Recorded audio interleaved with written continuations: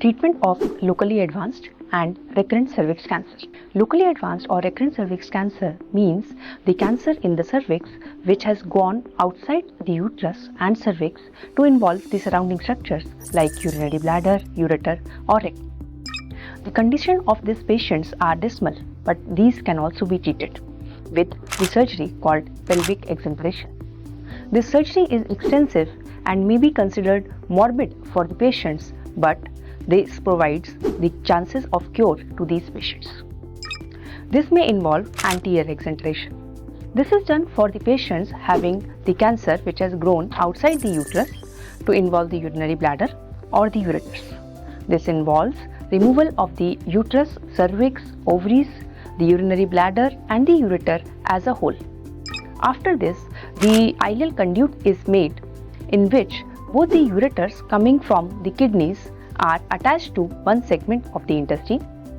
The other segment of this intestine is brought out on the abdomen of the patients, on which a bag is applied. The urine will be coming through this opening into the bag, which can be opened by the patient in the bathroom, and the patient can actually live a normal life. The quality of life is maintained. The next surgery is posterior exenteration, which is done for the patients having the disease involving the stool passage known as rectum. In this, uterus as well as the complete stool passage is removed, and then this is brought out on the abdomen of the patient as permanent colostomy. So the patient will need a bag to empty the stools, but mind it, patients will have normal quality of life.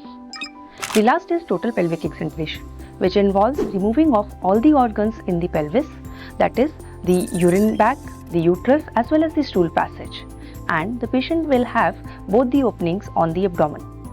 But these patients also lead a good quality of life and are cured of cancer. So these exenteration surgeries are extensive, but they provide cure to these patients.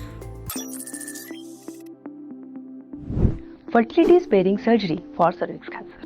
Some of the patients suffering from cervix cancer may be young and may want to become pregnant even after the treatment of cervix cancer. In these patients, we have an option of radical trachelectomy. Radical trachelectomy is a special surgery that involves removal of cervix cancer.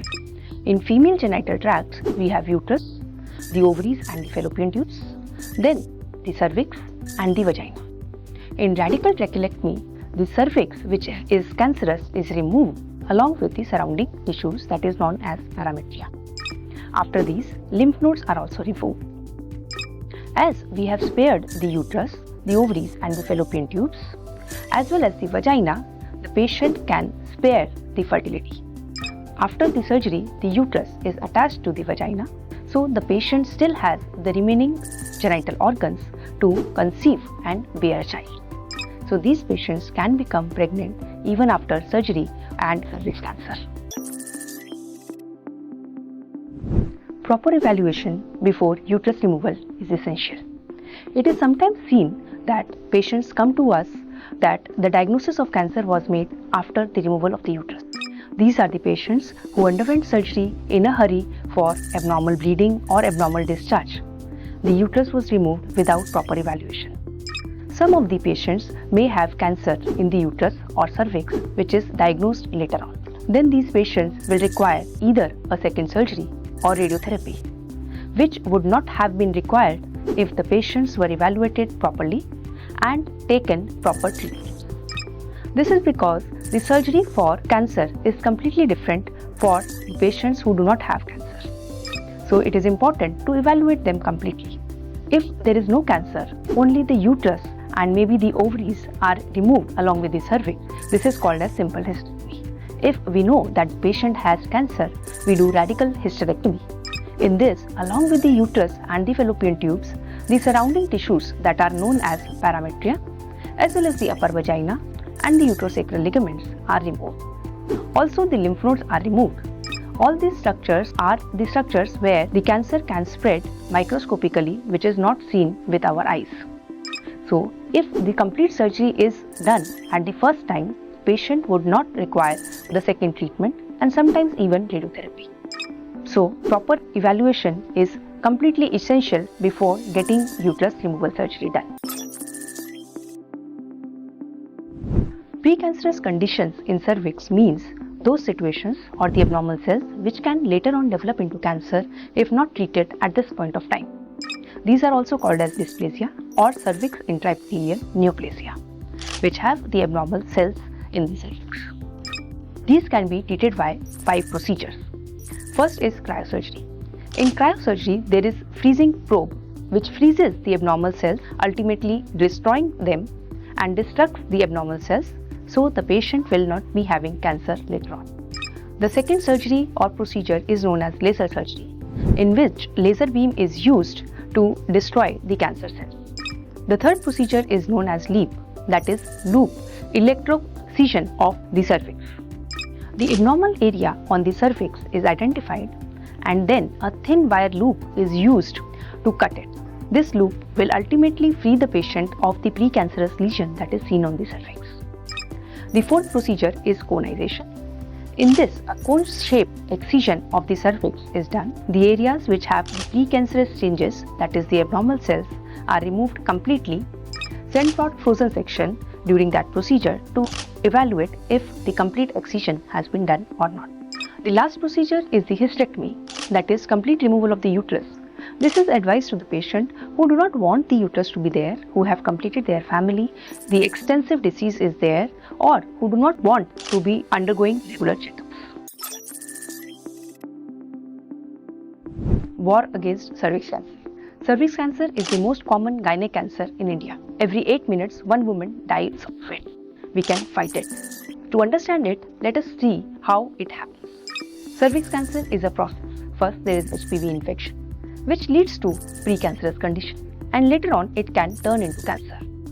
These 3 steps, I call them 3 enemies, and to fight these 3 enemies, we have 3 weapons. Enemy number 1 is the HPV infection. Let us fight it with the vaccine. We have the HPV vaccine available with us, which prevents this HPV infection from happening. Enemy number 2 is the precancer. Precancers can be detected with a simple test, that is pap smear, which should be done after marriage every 3 years. If we detect the precancerous condition, that is also known as dysplasia, simply treated with the simple procedures like laser surgery, cryosurgery, as well as conization. This prevents the cancer from happening. Enemy number 3 is the cancer itself, which remains undiagnosed. Let us create the awareness about the symptoms of cancer. Let the others report these symptoms if they have it, like the abnormal discharge, abnormal pain, or any bleeding which seems to be abnormal as per the age of the patient. If the symptoms are there, report to your doctor so that the cancer can be detected if it is there, and believe me, all these cancers can be treated and cured completely. Vaccine against cervix cancer. Cervix cancer can be prevented by a vaccine which is there to prevent HPV virus. HPV is a human papilloma virus which causes the cervix cancer in more than 90% of the cases. We have 3 types of vaccine: bivalent vaccine, which is active against strain 16 and 18, quadrivalent vaccine, and nanovalent vaccines. So these vaccines will prevent the HPV viruses which will later on develop into the cancer. This vaccine is advisable to the girls who are more than 9 years of age, preferably given 9 to 14 years of age. After that, we can give it up to the 35 years of age. After 35 years of age, the efficacy of the vaccine is very less. The preferred dosage is 1 dose for less than 15 years of the girls. For more than 15 years, the girls will require 3 doses. These doses are given at an interval of 0, 1 and 6 months. These are simple vaccines which can be taken at any center with a pediatrician, a normal physician, or a gynecologist. These have minimal side effects, but these can definitely help us to fight cervix cancer, prevent it from happening, and let us declare the war against cervix cancer.